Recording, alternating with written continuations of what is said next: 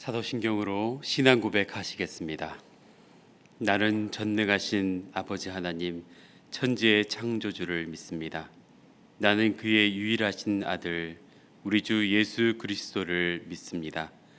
그는 성령으로 잉태되어 동정녀 마리아에게서 나시고 본디오 빌라도에게 고난을 받아 십자가에 못 박혀 죽으시고 장사된 지 사흘 만에 죽은 자 가운데서 다시 살아나셨으며 하늘에 오르시어 전능하신 아버지 하나님 우편에 앉아 계시다가 거기로부터 살아있는 자와 죽은 자를 심판하러 오십니다. 나는 성령을 믿으며 거룩한 공교회와 성도의 교제와 죄를 용서받는 것과 몸의 부활과 영생을 믿습니다. 아멘. 찬송가 595장입니다.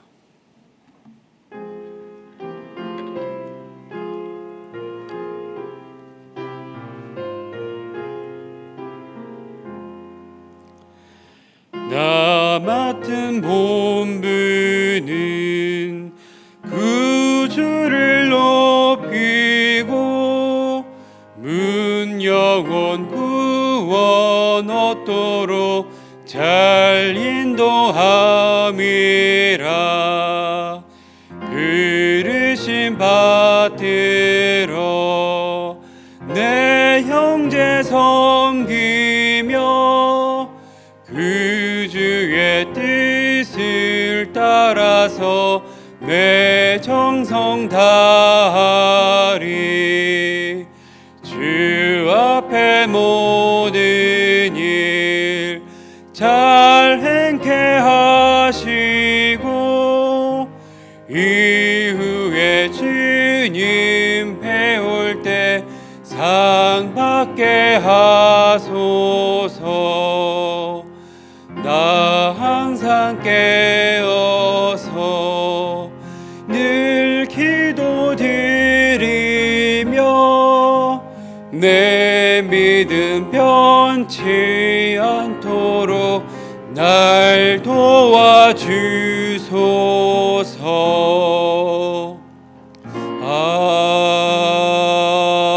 아멘.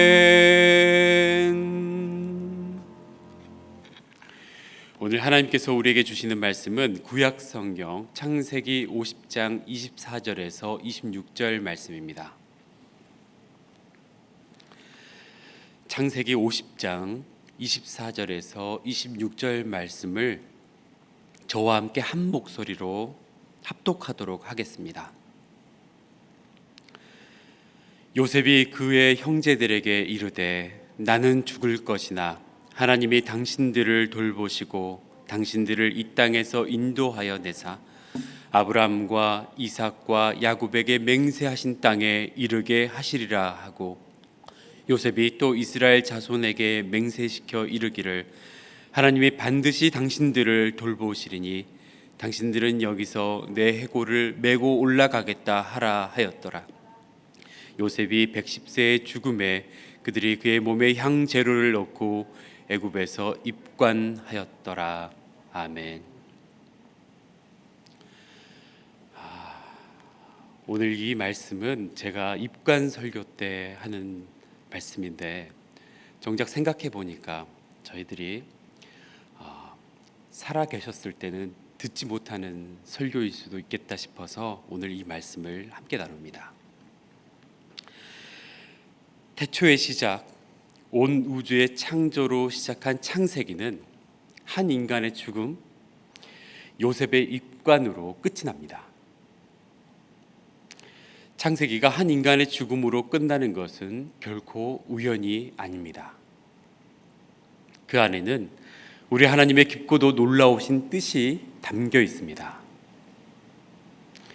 하나님께서 흙으로 사람을 지으신 내용이 나옵니다. 여호와 하나님이 흙으로 사람을 지으시고 생기를 그 코에 불어 넣으시니 사람이 생명이 된지라. 생기라고 하는 것은 히브리어로 르아흐라고 하는데 지금으로 따지면 성령을 말합니다. 사람은 흙으로 지어진 육적 생명과 하나님으로부터 온 영적 생명이 결합된 존재입니다. 그렇게 결합되어서 만들어진 사람을 성경은 생령, 곧 살아있는 영이라고 하였습니다. 그런데 에덴 동산에서 첫사람 아담이 타락한 이후에 인간은 하나님의 영을 상실해 버렸습니다. 그리고 그 이름이 육체로 바뀌었습니다.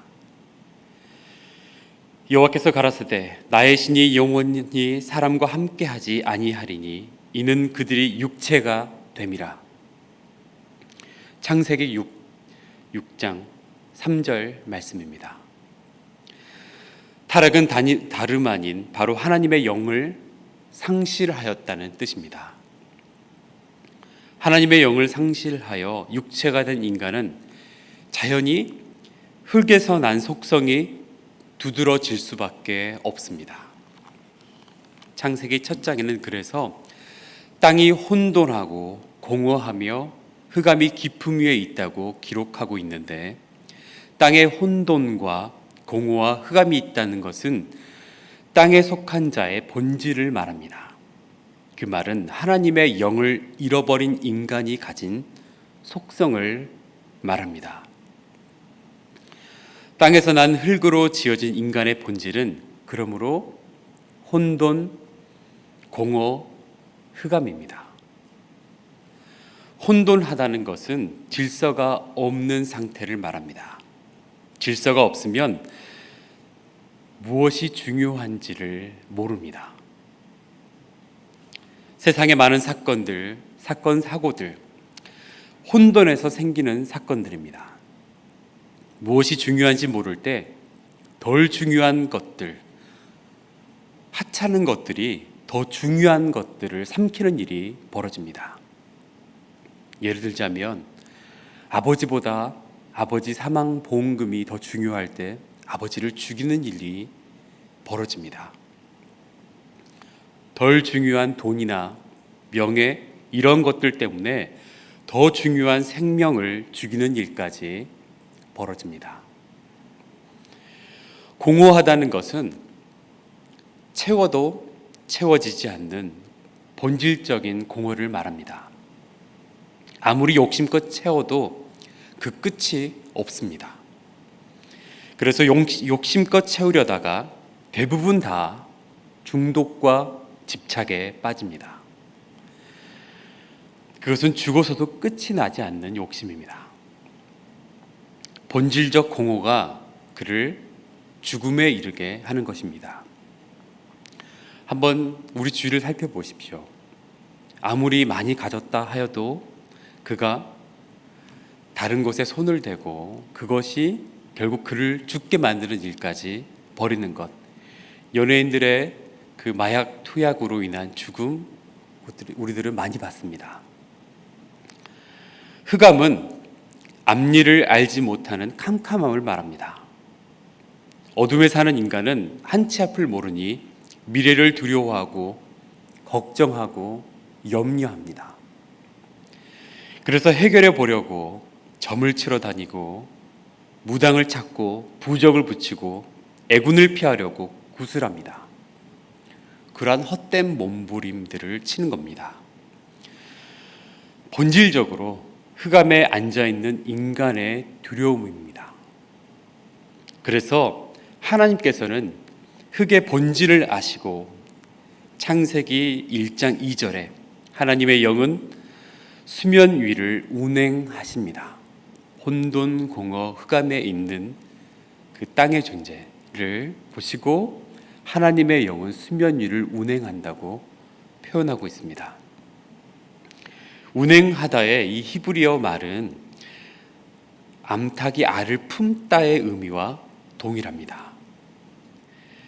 그것은 생명을 품는 행위가 포함되어 있습니다. 하나님의 영이 이렇게 운행하셨다는 것은 그 본질을 보고 품고 계셨다는 뜻입니다. 흙에서 난 그 본질적 속성을 품으시고 하나님께서 내리신 처방이 있습니다. 그것이 바로 창세기 1장 3절에 빛이 있으라. 빛이 있으라 하시니 빛이 있게 되었습니다. 빛은 무엇입니까? 과학이 이렇게 발전하였지만 아직도 빛의 본질을 모릅니다. 그 성격이 입자인지 파동인지 그것을 관측하기에 따라서는 달리하는 속성을 띄어서 모릅니다. 그걸 해결할 길이 없어서 빛의 이중성이라고만 과학에서는 말합니다. 이렇게 발전한 과학으로도 아직 빛의 본질을 설명할 길이 없습니다. 죽음 이후의 삶에 관해서 책들이 서점에 많이 나와 있습니다. 죽음을 체험한 사람들의 이야기를 수집하고 연구한 죽음학 분야가 새로 등장하였습니다. 전 세계 다양한 문화권의 사람들이 죽음을 체험하고 돌아온 임사체험에 그것을 연구하고 공통점들을 정리한 책들이 서점에 많이 출간되어 있습니다. 그 경험들 중에 놀라운 유사점들이 있음을 발견하게 됩니다. 그것들을 정리한 책들을 보면 그들은 죽음, 임사체험을 하고 하였을 때 눈부신 신비로운 빛을 만났다고 공통적으로 증언하였습니다.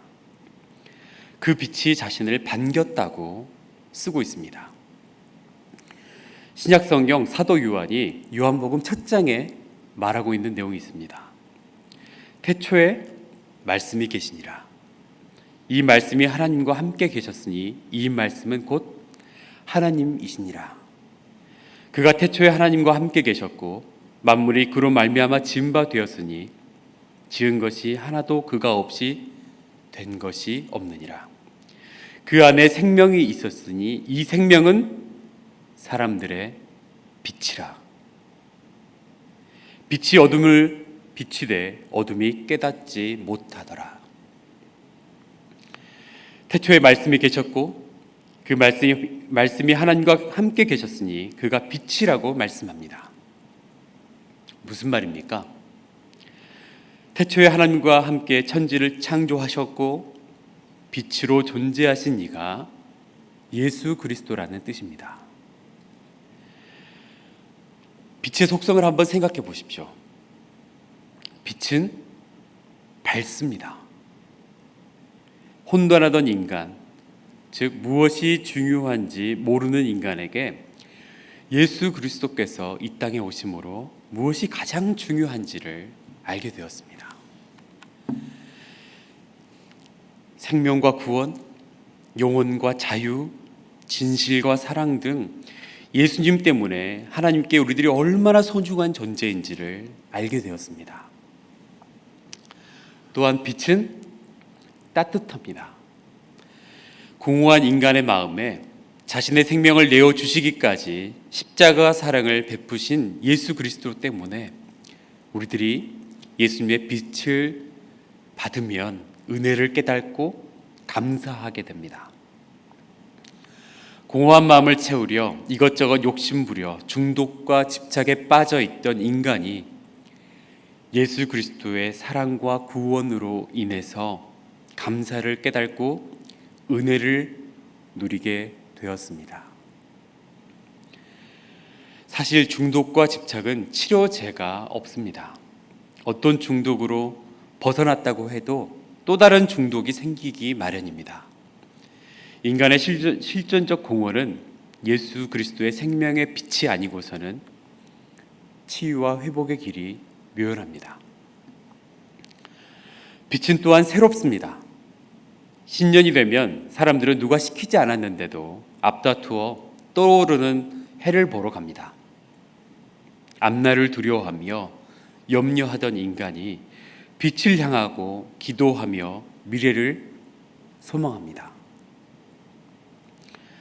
바로 예수 그리스도의 부활 생명으로 인해 우리들은 죽음 이후의 삶까지도 걱정 없이 염려 없이 소망하며 하나님 나라를 약속받게 되었습니다. 이토록 좋은 하나님 나라를 지금 여기에서 맛보며 살게 되었습니다. 그러니 그리스도인들은 이 땅의 미래를 염려하거나 더 나아가 죽음과 죽음 이후의 삶을 두려워하거나 염려하지 않습니다. 땅에 혼돈, 공허, 흑암의 속성을 가진 인간이 빛으로 오신 예수 그리스도로 인해 참 생명과 구원을 얻어서 저희들이 참 삶을 살게 되었습니다. 창세기의 마지막 절입니다. 요셉이 110세의 죽음에 그들이 그의 몸에 향재료를 넣고 애굽에서 입관하였더라. 온 우주의 탄생과 하나님의 위대한 우주의 창조, 생명의 시작, 인류의 기원을 담은 창세기가 요셉, 이 한 인간의 입관 예식으로 끝나는 것은 결코 우연이 아닙니다. 우리의 눈에 보이는 것은 흙에서 난 인간이 흙으로 돌아가는 허망한 것처럼 보이나 실은 온 우주의 창조와 섭리는 결국 하나님의 자녀, 그 한 사람에 대한 사랑과 애정과 당부를 담기 위해서 이 내용을 기록한 것입니다.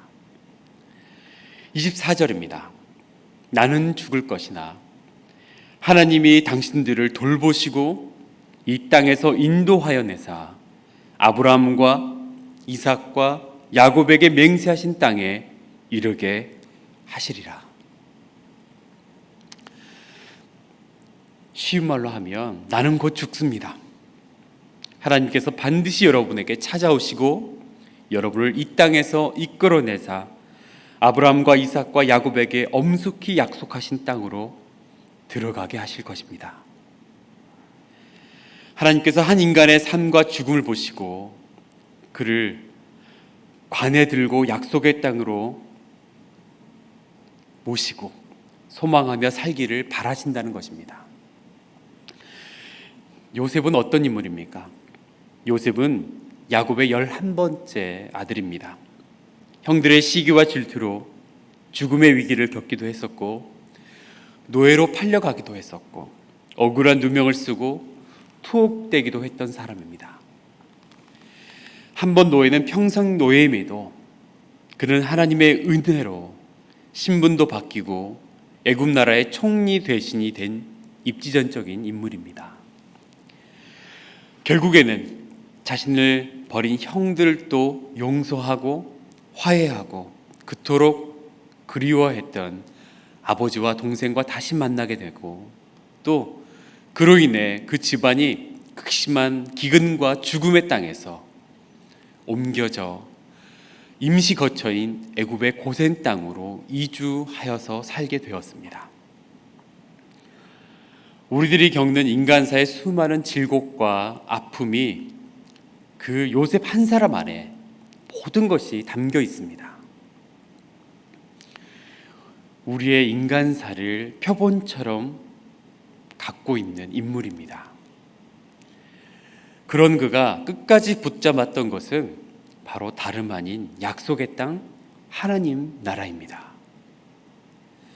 아무리 지금 이 땅에서 성공과 영화를 누렸더라도 그의 소명은 이 땅이 아니었습니다.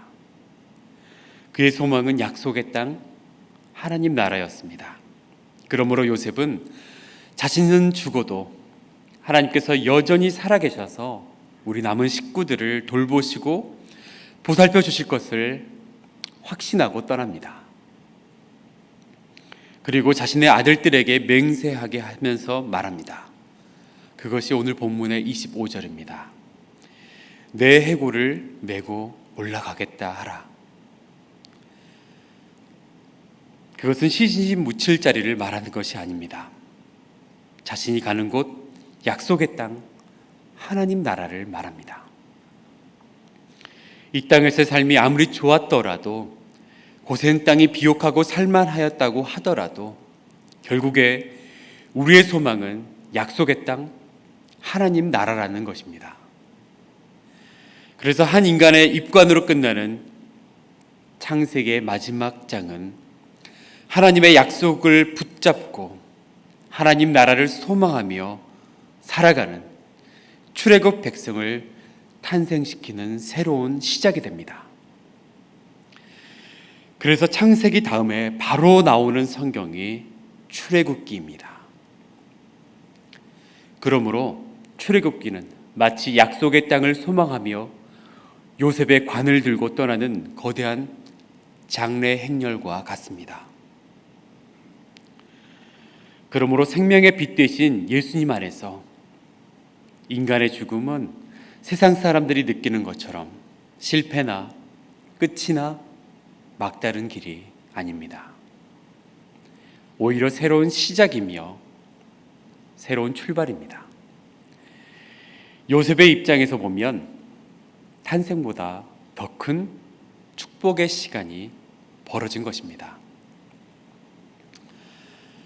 새벽 식구로 지금껏 함께 앞자리를 지키셨던 고 안문자 권사님의 영적인 바램도 오늘 본문의 요셉과 같았을 것입니다. 자신은 떠나도 하나님께서 우리 남은 새벽 식구들, 갈보리 교인들, 특별히 목회자들을 하나님께서 보살펴 주시고 이 땅에서 잘 인도하여 주시고 끝날까지 붙들어 주셔서 약속의 땅 천국에서 기쁨으로 다시 만날 것을 우리 하나님께 의탁하셨을 것입니다. 요셉은 그의 믿음대로 결국 출애굽 행렬의 가장 선봉에 서서 약속의 땅으로 들어갑니다. 마찬가지로 고인께서도 신앙 고백과 믿음대로 예수님께서 약속하신 하나님의 나라에 갈보리 식구들의 선봉에 서서 약속의 땅에 당당히 들어가실 것입니다. 거기서 우리들을 반갑게 맞아주실 것입니다. 우리 예수님께서 그것을 신약에서 다시 약속해 주셨습니다. 너희는 마음에 근심하지 말라. 하나님을 믿으니 또 나를 믿으라. 내 아버지 집에 거할 곳이 많도다. 그렇지 않았으면 너희에게 일렀으리라. 내가 너희를 위하여 거처를 예비하러 가노니 가서 너희를 위하여 거처를 예비하면 내가 다시 와서 너희를 내게로 영접하여 나 있는 곳에 너희도 있게 하리라. 그러니 지금은 헤어짐을 슬퍼할 수 있지만 주저앉고 낙담할 일만은 아닙니다. 아버지의 집을 소망하며 다시 만날 날을 준비하며 저희들은 출애굽 여정을 계속하여 이어가야 합니다. 요셉의 관을 메고 출애굽 여정을 시작하는 출애굽 백성과 같이 약속의 땅 천국에서 다시 만날 날을 소망을 붙들고 남은 우리의 인생 여정을 하나님의 존귀한 자녀들과 같이 살아가야 합니다. 그렇게 출애굽 백성으로 가나안 땅에 입성하는 저와 여러분이 되시기를 주님의 이름으로 축원드립니다. 기도하겠습니다.